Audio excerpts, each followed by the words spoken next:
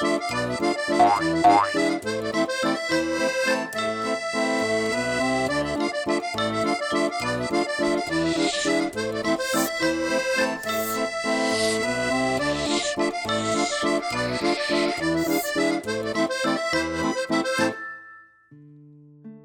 un honor hoy recibir en Cotidiana Palabra a Verónica Sonde, poeta, gestora cultural, traductora. Viene desde la lluviosa Valdivia al hoy lluvioso Temuco. Bienvenida, Verónica. Muchas gracias, Carlos, por la invitación. Muy contenta de estar acá y compartir las lluvias, que son, bueno, cotidianos sureños, ¿no? Verónica, tú eres tienes afición por la conversación. Parece que la conversación, entre tantas cosas que hace un poeta en su vida, conversar quizás es una de las más gozosas, ¿no? Y es uno de los fenómenos humanos más interesantes de explorar. ¿Qué es para ti la conversación? A veces la conversación se suele conectar con la música, ¿no? Esto de que una buena conversación es como un concierto para dos violines, donde se sintonizan determinadas resonancias. Hay un libro de teoría de la conversación que habla del principio de cooperación, ¿no? Que la diferencia entre una discusión o un debate y una conversación es que en la conversación hay una colaboración entre los dos interlocutores, ¿no? Como que el proceso de la escucha es tan importante como el hablar. ¿Qué es para ti conversar? Es una manera de perdón, una manera de ir provocando asociatividades en el pensar. Para mí, yo creo que no existe pensamiento sin conversación, ¿no? Yo desarrollo mi manera de pensar y todas mis maneras de visitar el mundo a través de la conversación. Siempre ha sido así. Soy muy buena escucha. Tengo millones de historias que me han contado. No sé, eso resulta así. Pero también me gusta conversar mucho. Y me da la sensación que a través de la conversación se abren espacios inexplorados, ¿no? Como que uno tocara cosas que no sospechó antes de comenzar a conversar con alguien, ¿no? Y además yo creo que cada persona con la que uno conversa, o cada objeto con el que uno conversa, porque también uno conversa con los objetos, con los libros, con situaciones, ¿no? No sé, ahora parece normal ver a la gente hablar sola, pero antes uno hablaba sola y te creían loca. Pero en realidad es una manera de dialogar, ¿no? De provocar esa apertura de caminos que uno o a mí no se me abre si no transito por ahí, ¿no? Y la conversación provoca esas como entradas al desconocido que de repente se abren y tú caminas por un lugar que no sospechaste antes, ¿no? Y puedes formular un pensamiento, formular una imagen, poemas, todo, aparece todo ahí, ¿no? La conversación, las palabras en el fondo. Las palabras son mágicas en ese sentido, ¿no? Tú tocas una y se abre un mundo, tocas otra y se abre otro. Yo creo que la poesía va un poco por ahí también, ¿no? Y esos desconocidos que surgen cuando uno habla solo, ¿no? Finalmente están dentro de uno, ¿no? Esas voces, Claro. Freud decía que cuando uno escribe lo que hace es poner en función o poner en una especie de plataforma un reparto interior de personajes, ¿no? De voces que quieren salir y entonces uno las va disponiendo en el territorio del poema o en la novela. Son las sombras que te habitan y no siempre están a la vista, ¿no? O no siempre estás consciente de ellas, ¿no? Hasta que las remueves y viven, ¿no? Toman como se hacen concretas, ¿no? Como que de repente aparecen ahí. Entonces tienes una voz más, ¿no? que va enriqueciendo tu manera de estar en el mundo también, ¿no? Porque mientras más voces, más espacios puede uno conocer, ¿no? Habitar, transitar, configurar, tocar, ¿no? Hay como una riqueza mayor, creo yo. Cuando hablamos de conversación, ¿tú ves una diferencia? Porque hoy día uno puede escuchar estudiante universitario decir, estuve conversando 3 horas con una persona, pero es por chat, ¿no? O por WhatsApp. Y tú ves una diferencia entre la conversación analógica, por ejemplo, esta que estamos teniendo ahora acá, y la conversación a través de redes. Hay una diferencia de calidad, de matiz entre ambos tipos de conversación. Absolutamente, creo yo. Eh, yo creo que la cercanía física te entrega una percepción del otro que no te puede entregar la pantalla, ¿no? O sea, yo soy una escucha hambrienta, por ejemplo, de podcast, me gusta escuchar conferencias, no tengo ningún problema, pero lo que pasa es que eso te activa, pero tú no le puedes activar al que está al otro lado, ¿no? En cambio, la conversación, lo interesante que tiene es justamente aquello, ¿no? Que te va retroalimentando y tú percibes también la cosa física, las reacciones de los ojos, los movimientos. Eso, la pantalla se pierde, encuentro yo, ¿no? Es más alejado. Hay mayor libertad para decir cosas en las que no crees o tonteras o enojos, ¿no? Llegar a extremos es mucho más fácil. Porque no hay un ser humano de carne y hueso al otro lado con el cual tú puedes empatizar, ¿no? Que yo creo que la empatía es algo muy importante para poder habitar las ciudades, por ejemplo. Yo creo que se ha perdido mucho de eso, justamente por la falta de relaciones físicas, ¿no? Ahora la conversación, la poesía son viajes, ¿no? Y tú estuviste acá, estás en Temuco ahora para presentar un libro que es un hito editorial, ¿no? El esplendor de la Granada, Libros del Cardo, ediciones Libros del Cardo de Valparaíso, ¿no? Sí. Que es tu poesía reunida entre 1984 y 2022. Vaya viaje, ¿no? Y Sí. Verónica, hay un hermoso fragmento en prosa en este libro que indica también de qué talante o de qué categoría es el viaje al que tú invitas al lector.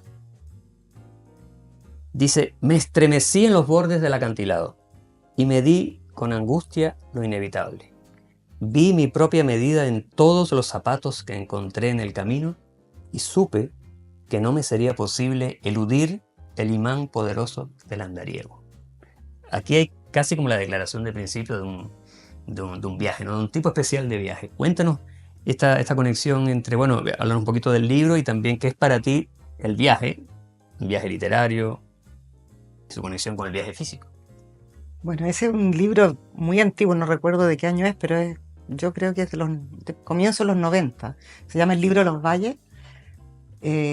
Y justamente hay un personaje ahí que es el que va narrando los valles, va contando los valles que ve en un viaje que hace entre los valles, digamos, de Chile, pero también los valles internos. Entonces va haciendo como descripciones de emociones, de estados emocionales y también de el Valle de la Luna, el Valle de los Huesos. O sea, hay una descripción física, geográfica y otra más interna. Y está acompañado por fotografías del cuerpo, de los valles del cuerpo, y los textos en prosa que tú viste son la voz del narrador, o de la narradora en este caso, y están sobre estas fotografías. Entonces el libro completo es un viaje. Es el viaje de esta persona que va como caminando y mapeando su país imaginario en el fondo, ¿no? Un poco lo que hace, guardando las distancias, no quiero para nada decir que se parece a eso, pero lo que hace Gabriela Mistral, por ejemplo, con el poema de Chile, ¿no? Que ella arma ese espacio del Chile imaginario estando afuera, porque necesita una geografía cierta donde poder imaginar los pájaros, las piedras, el agua y al final, digamos, decir lo que ella piensa de ese país, ¿no? Yo creo que esto es un poco parecido, no en el sentido de que hay una lejanía del país, sino que una especie de caminata de reconocimiento de la geografía y del espacio que uno habita, ¿no?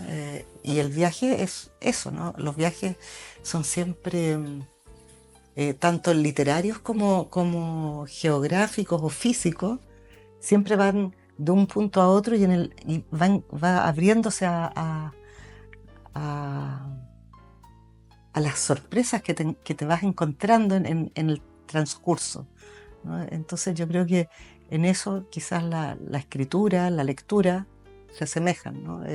Con el viaje eh, entre puntos geográficos, entre ciudades, entre territorios, Entre estados de sí, ánimo. estados de ánimo, todos viajes, ¿no? Finalmente la vida es eso, aparece y desaparece y es un viaje, ¿no? Entre esos dos puntos. Sí. Y están esos viajes paralelos donde uno va con un libro y a una Así. geografía y de repente quizás el viaje externo se va difuminando y queda esa experiencia de estar leyendo. Yo recuerdo haber leído una biografía de Michel Foucault en Puerto Williams. Y, y ese viaje es maravilloso por el viaje en sí mismo, pero también por esa lectura que yo hacía mirando un lago, una montaña al fondo. Entonces como que se fundan esas dos experiencias, ¿no? A veces ponemos Absolutamente. límites demasiado rígidos entre lo externo y lo interno, pero quizás No, hay un vaivén entre ambas geografías, ¿no? yo creo que son una misma cosa, ¿no? O sea, uno no podría llegar a esas cosas internas sin señales del, de lo material, ¿no? Lo material es finalmente igual a lo inmaterial, ¿no? Yo no creo que haya una diferencia esencial entre lo espiritual y lo material, porque no hay espíritu sin materia, creo yo, ¿no? Se habita dentro de la materia y la materia es parte de lo espiritual también. Eh, y yo creo que justamente lo que dices tú es precioso, ¿no? Porque los viajes no son solo el desplazamiento del cuerpo, sino que son sobre todo el desplazamiento de la mente y del- de las emociones que tú ubicas en un lugar ajeno y por lo mismo se agudizan, ¿no?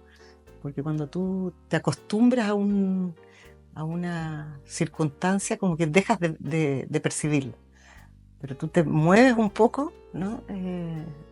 Y la vuelves a ver, ¿no? Vuelves a vivirla, a sentirla, a pensarla. Entonces yo creo que ese viaje a Puerto Williams seguramente te situó en ese libro de una manera distinta que, eh, que, que la posibilidad que te hubiese dado leerla acá en el escritorio de la universidad, por ejemplo, creo, Sí, ¿no?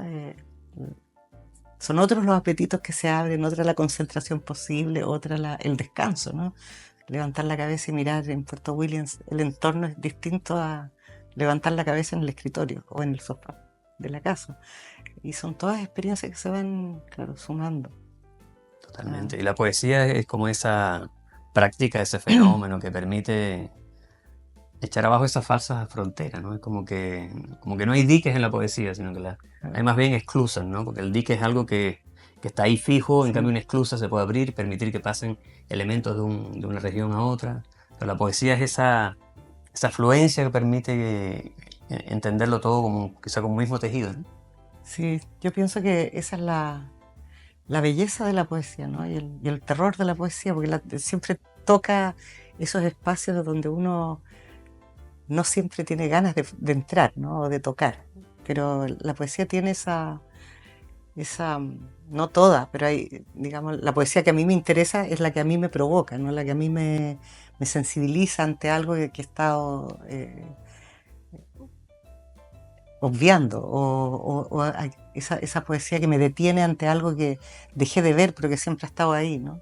Entonces, yo creo que las imágenes son muy importantes en la poesía para eso. Y también el ritmo, ¿no? El ritmo, la cadencia, el tipo de palabras, cómo van trabajando unas con otras y van como eh, activándose, ¿no? Y van activando al mismo tiempo en el lector o en el escucha. Esas posibilidades son como llaves de entrada a, a esa tendencia que tenemos a quedarnos dormidos y seguir por la vida como si fuera nada. Pero es un milagro, entonces no hay que olvidarlo, ¿no? Sí.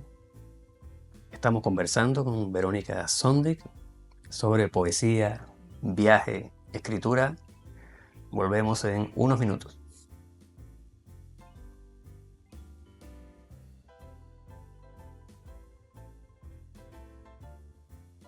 Verónica, hay una vieja pregunta, la pregunta de Gustavo Adolfo Bécquer, ¿qué es poesía, no? Se le han dado muchas respuestas a esta pregunta.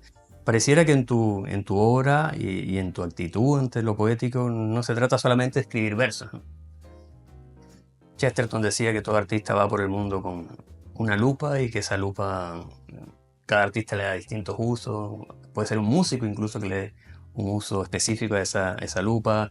Ver gigantes dormidos en las montañas o convertir pulgas en titanes como hace William Blake, o ver la lágrima en el ojo del pez como se dice que hacía el autor japonés de haiku Matsuo Basho. ¿Cómo vives tú hoy, luego de una impresionante trayectoria en la escritura de poesía? ¿Cómo vives tú lo poético más allá de la escritura de versos?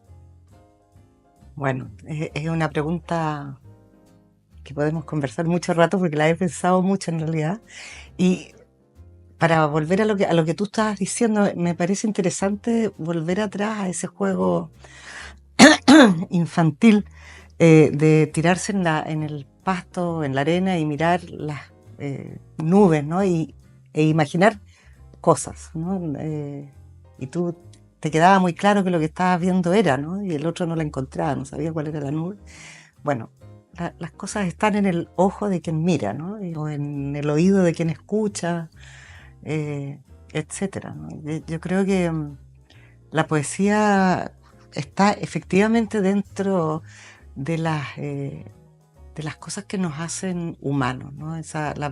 La, la capacidad de percibir aquello que no percibíamos hace 5 minutos a través de una imagen o a través de un sonido, de una pieza musical, de la caída de una hoja, no sé, todo tiene su, su encanto, pero también su habla, ¿no? Si es que uno se detiene a escuchar o a mirar o a tocar o a sentir, bueno, todos los sentidos que tenemos, ¿no? Los pone en práctica. Y yo creo que justamente la poesía tiene esa capacidad de resistencia, ¿no? Al, a aquello que nos intenta uniformar, ¿no? Como decirnos qué es lo que está bien, qué es lo que está mal, qué es lo que se debe, qué es lo que no se debe, qué es lo que hay que hacer cuando uno tiene 20, qué es lo que hay que hacer cuando uno tiene 40, lo que hay que hacer, ¿no? Todas estas normas, ¿no? Y las maneras de entender la realidad que impiden el desarrollo de un pensamiento propio, ¿no? Que es muy importante. Hablábamos antes de la palabra, yo creo que la palabra solo, digamos, en la poesía es el elemento principal que nos permite desarrollar todo eso, pero también hay poesía en una pieza musical, en la percepción de un, em, de un, del canto de un pájaro, del viento que pasa entre las ramas, de sentarse a mirar el mar, ¿no? Yo creo que todo aquello que eh, eh, te provoca la sensación de que estás vivo, de que tienes que, y te hace, digamos, repensar, rever, retocar, revisitar, ¿no? La realidad, es finalmente poético, ¿no? Y yo he tratado de encontrar cruzar estas fronteras que se intentan instalar entre la gente para fragmentar los mundos, ¿no? Yo creo que hay que intentar hacer eso que se hacía en el Renacimiento, ¿no? Donde el que era zapatero también sabía plantar sus zanahorias, también podía leer un libro, podía ir a la iglesia y sentir, y pensar y meditar. O sea, todas estas cosas se pueden ir, ¿no? Las materias no están separadas. Una estimula a la otra. Y yo pienso, no sé, yo he trabajado, por lo menos, intentado trabajar con músicos, con gente de teatro, con radioteatros también, con la radio que me encanta, eh, con danza, con cine. He transitado por todos esos caminos y siempre he descubierto algo nuevo. Y yo creo que siempre se ha armado una interlocución que me enriquece y que enriquece a otros también, ¿no? Porque esos intercambios siempre tienen zonas de cruce que no eran conocidos antes, ¿no? O sea, uno los podía presentir, pero que uno los palpara, los sintiera, eso es difícil. Y sucede, ¿no? Y sucede con cualquier ser humano, grande, chico, bello, feo, eh, alto, bajo, o sea, todos tenemos esa posibilidad. El problema es lograr mantener eso vivo, ¿no? Yo creo que hay mucho en el mundo en este minuto que tiende a la uniformidad y a que todos seamos iguales, ¿no? Esta cosa de este exceso de ritalines en los colegios, de que los niños tienen que ser todos llegar a cuarto básico a la misma edad, todos tienen que aprender a leer al mismo tiempo. Yo creo que no es así, ¿no? Que cada uno tiene un mundo que tiene que ir explorando y tiene que ir entrando como puede y con lo que puede y quiere, ¿no? al mundo. Por supuesto que tienen que haber espacios a explorar y a entregarle a los otros, pero yo creo que esa uniformidad no es humana, ¿no? Tampoco es animal. Tú te fijas en los animales, tienen todas maneras de comportarse distintas y tú te relacionas con ellos como son. Nunca intentas cambiarle la actitud, ¿no? Y yo creo que con los seres humanos hemos hecho ese pequeño error que nos está costando caro, ¿no? Porque la gente deja de percibir, se automatiza, ¿no? Como siente que tiene que lograr metas en vez de sentir que tiene que hacer cosas y internarse por los procesos, los viajes que hablábamos antes. Que yo creo que es más importante que la meta, ¿no? La meta está siempre más allá, nunca se llega. Así que Claro. yo creo que los procesos son los enriquecedores. Y poesía es eso, Sí. ¿no? Proceso. Hace poco estuve investigando la etimología de la palabra anómalo o anomalía, ¿no? Y justamente a propósito de lo que tú dices de esta homogeneidad que se instala hoy día en la educación, que todos tienen que hacer las cosas de la misma manera, Sí. usando la misma metodología, usando el mismo enfoque. Y curiosamente, lo anómalo es lo contrario del liso, es como algo irregular. Interesante, ¿no? Es que lo anómalo es algo que tiene una cierta porosidad, ¿no? Y como esto que tú hablas también de mezclar, de situarte en esa frontera de la música, conversa con la poesía o la danza con el teatro, es como estar en una zona donde, que es una zona irregular, porosa, incierta, ¿no? Donde Incierta, la claro. música empieza a ser poesía, la poesía empieza a ser música, pero no pierde su fuente, pero se empieza a enriquecer con otra sustancia, ¿no? Es casi como una cosa alquímica, ¿no? De mezcla de sustancia. Y hay un poema tuyo que me gustaría que tú leyeras, que me llama la atención justamente, porque yo como músico, por la visión que tienes tú y además el título que me encanta, ¿no? El poema se llama Lo Músico. La música. La música. Sí. La Es música. una lagartija, por eso, Sí. que tiene un chelo. Pero Exactamente. sabes que te lo leo de inmediato, pero es interesante eso que dices, porque esa riqueza de la que tú hablas, o de la que estamos hablando, se percibe perfectamente en las sociedades mestizas, ¿no? Donde se alimenta de distintas maneras de estar en el mundo. Eso alimenta, ¿no? Eso no. Antes se veía, o sea, la gente sentía que la pureza era extraordinaria, pero la pureza lo único que hace es crear monstruos, ¿no? Lo vimos en las cortes. Sí. Y yo creo que el mestizaje es justamente aquello que nos puede enriquecer y nos puede... y esto es mestizaje de ¿cómo se llama? De entradas, de distintas entradas a la percepción del mundo, ¿no? No son distintas, son simplemente distintas maneras de abordar un mismo fenómeno, yo creo. La música, el teatro, la conversación, la comida. O sea, no hay que olvidarse. Sí. Y la música empieza curiosamente, con unas preguntas, con 3 preguntas. ¿Puedes leer para Sí. nosotros, por favor? Por el antiguo. Vale. Este es del libro Entre lagartas. ¿Sí? ¿A quién adormece con su letanía? ¿Qué orden persigue? ¿Dónde van a caer los acordes? Rodeada por un muro de sombra, inicia el rito, inunda la estancia, vuela, atrae a los ángeles, a las pequeñas hadas, a los duendes juguetones. No demora, Aletea ágil sobre las cuerdas, busca el aliento perfecto, encuentra y viaja con el ojo entornado hacia las esferas. Puede sentir entonces su olor dulce y brillante. Puede tocar el giro de sus cuerpos. Olvida el instrumento, las patas agarradas al suelo, las cuerdas, y pulsa automática, extasiada, más allá de los astros, de la luz voluptuosa del sol. Un torbellino la invade cuerpo adentro. Fuera, una fría piel la cubre. Fijo su corazón, un acorde, su ojo clavado en la estrella.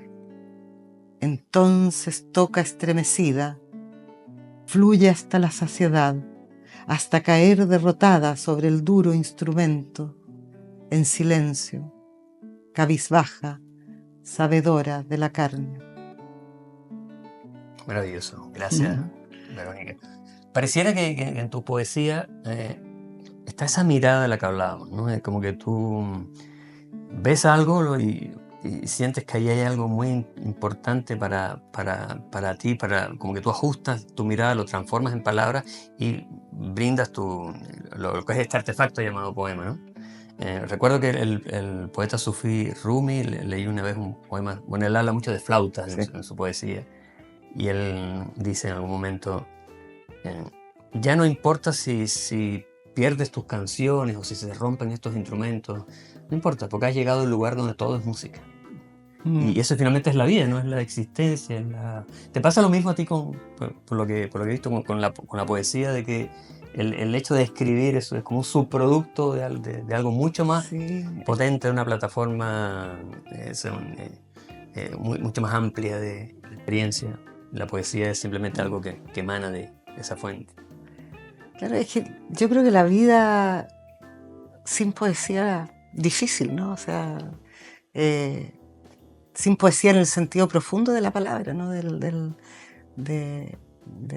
esa pequeña y delicada hebra, ¿no? Donde cuelga la percepción, ¿no? Que no dejemos de estar vivos en realidad. Por eso te decía que es resistencia, ¿no? Es todo al revés de lo que creo que fue Lagos que dijo, que todo es música sin entender lo que estaba diciendo, ¿no? Nada que ver con el el contexto de Rumi es otro, sí, totalmente distinto. El poeta, completamente distinto, pero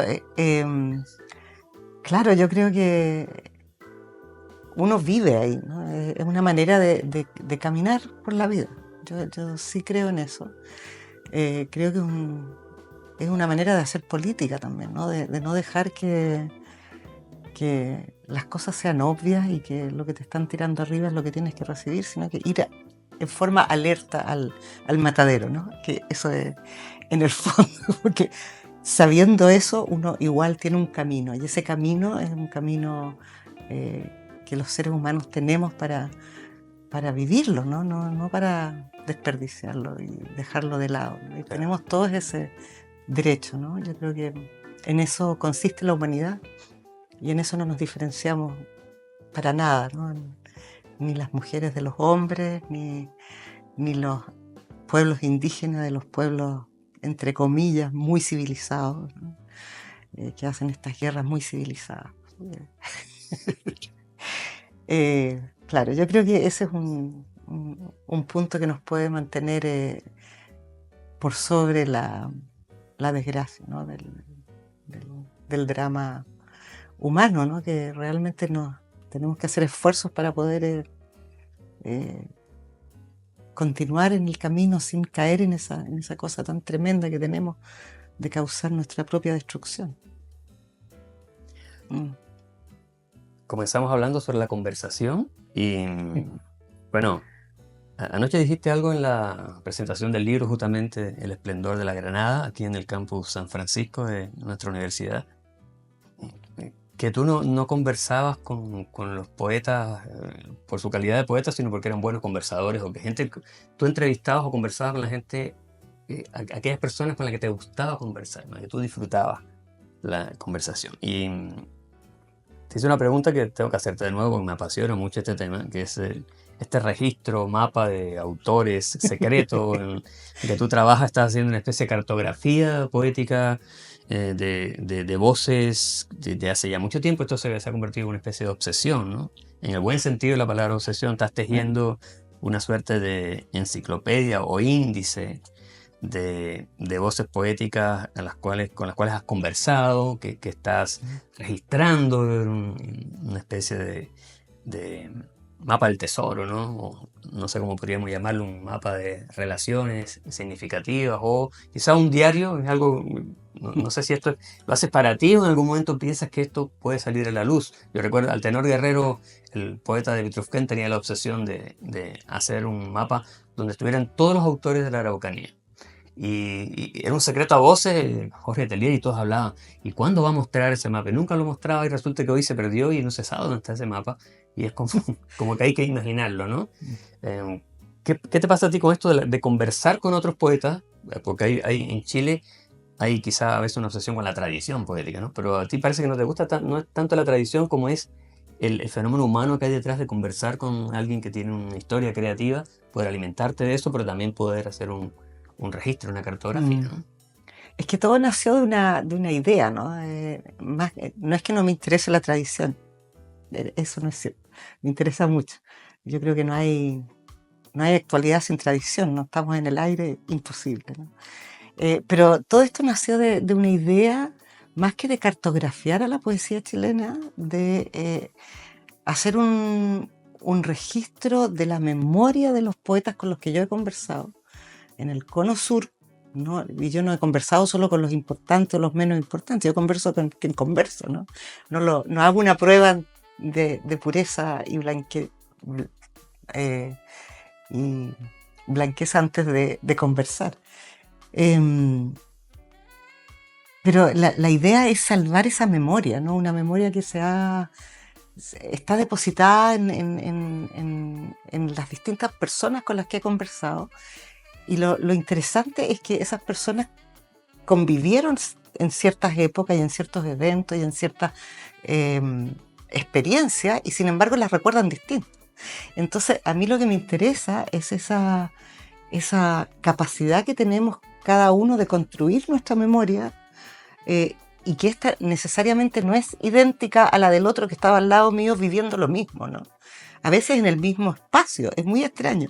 Entonces esa memoria se va como engrosando y construyendo del uno para el otro de una manera muy generosa, ¿no? Y estoy como trabajando con gente de más edad, mis amigos contemporáneos o más viejos, y también con los poetas más jóvenes, ¿no? Con los que converso, que tienen a veces una memoria de la memoria que le contaron, ¿no? Entonces ya hay un chanfle así de desvío de esa, que se junta con otras cosas de la actualidad y van transformando aquello que pensábamos que era tan unívoco, ¿no? Y me interesa porque son las épocas que me tocó vivir a mí, ¿no? La época predictadura, la dictadura y la postdictadura, que además la compartimos con otros países latinoamericanos, y es interesante cómo salimos de ahí de maneras tan distintas y cómo vivimos la actualidad de una manera tan distinta. Ahora, es cierto que lo tengo, pero ahora nada desaparece. Tú te das cuenta que uno dijo algo hace 30 años, o 40, o 50, y igual está dando vueltas. Es terrible, así que no va a desaparecer y yo encantada se lo regalo a alguien si no alcanzo. Pero por ahora estoy todavía conversando, porque tampoco es algo metódico y se da cuando puedo, ¿no? Porque no lo está pagando nadie, entonces lo hago en mis espacios libres que no siempre tengo, pero muchas veces sí. Y se va juntando, ¿no? Y después hay que trabajar todo eso, está transcrito, tengo que trabajarlo, encontrar los hilos eh, que se La sinapsis, comparten, ¿no? La claro, la sinapsis sinapsis entre los... entre ellos, claro, y por dónde van a ir esos tomos, porque ya a estas alturas yo tengo como 3000 páginas, yo creo. Es mucho.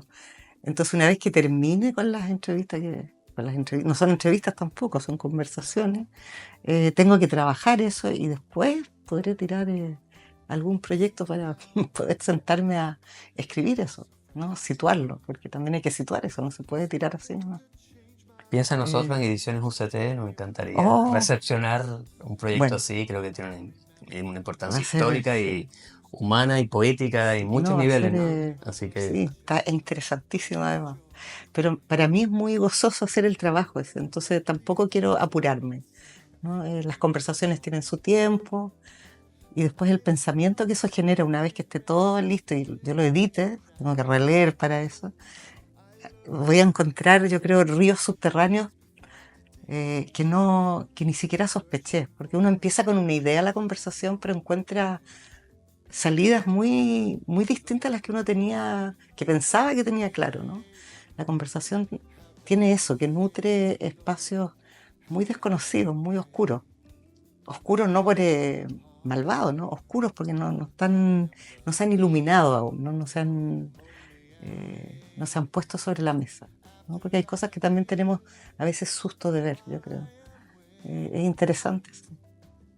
fascinante, Verónica. Me encantaría que termináramos nuestra charla con una lectura. Puedes leer, no sé, puedes elegir tú un poema, yo puedo elegir otro. Hay uno acá Bueno, que me gusta mucho elige que tú, trata Felipe. sobre el olvido. Me Ah, parece que el tema del olvido, de la memoria, también sí. es un tema que es recurrente en tu poesía. Y hay un poema que se llama Desaparecida, Mm, que comienza con una frase tremenda, ¿no? La muerte es el olvido de los vivos. ¿Podrías leerlo para nosotros y después sí. elegir otro que tú quieras y con eso cerramos el programa? Y como después de la poesía no deben sonar otras palabras para que ese aroma de la poesía quede reverberando, aprovechamos por anticipado de despedirte. Ha sido un gran placer esta conversación y te agradecemos también tu visita a Temuco, la presentación ayer de El esplendor de la Granada, este gran libro de ediciones, Libros del Cardo. Desearte mucho éxito también, porque este es un libro que está recorriendo ahora un Sí. largo Sí. camino y ya está dejando huellas en Temuco. Así que muchísimas gracias, Verónica, por esta conversación. Bueno, muchas gracias a ti por la invitación, por la conversación y por abrir estos caminos, ¿no? Para compartir. Y la memoria, sí, pues, mi tercer libro se llama El hueso de la memoria, ¿no? Siempre ha estado presente, ¿no? Yo creo que somos sin memoria, ¿no? Hay cosas, hay que preguntarle a la gente que entra en el Alzheimer o en la demencia senil, ¿no? Es complejo, ¿no? Porque sin memoria o con la memoria borrada, ¿no? Como se trató mucho tiempo de cambiar la historia, cosas así, es muy difícil, porque es el terreno donde nos instalamos y podemos construirnos como ser humano y construirnos con otros, ¿no? Y Claro. otras. Esa memoria que nos Sí, constituye, ¿no? sí, somos aquellos. Nos vamos Bueno, con poesía entonces. bueno. Desaparecida y después puedes elige libremente. O nos vamos con estos dos poemas leídos por su autora, Verónica Sonde. Me gustaría saber qué voy a leer después, ¿eh? Elígelo con calma, no hay apuro. Hay Ya. mucho donde elegir ahí, ¿no? Sí, es que este libro me gusta mucho a mí, Por gracia de hombre. Ah, ya, voy a leer otro tan optimista como Olvido. No, no era Olvido ¿cuál era? Ah, no, ahí está, Desaparecida. Desaparecida, ahí está. Desaparecida. La muerte es el olvido de los vivos. El olvido es una liebre veloz y pesada de plomo abismal. La alegría está lejos y cerca una tormenta de ojos en fotos despintadas y a la luz. Hay un llanto feroz del cielo que en demora cubre el paso de los latires. La memoria es una huella y un tormento en el cristal de la lengua. Tú, una mano cerrada, una canción que no tuvo comienzo. Y voy a leer de este mismo libro para no empezar a buscar uno que se llama Camélido. Pesa, pesa la certeza y pesa el camino, pesa la duda y pesa la tierra, pesa el silencio y pesa el ansia y pesa todo. Pesa el peso de la letra y pesa la lana del cobijo y pesa la búsqueda del puerto y lo hallado en la neblina. Pesa el pujo del cuerpo y el calor del nido bravo y lo rabioso del fuste enemigo y la sobria pataleta del acomodado. Todo pesa, pesa y repesa el cansancio y la búsqueda eterna del deseo. Pesa caminar, pesa dormir y el sueño justo y la tregua. Lo esencial se entrevera en las ramas y el bosque esconde la sombra fría.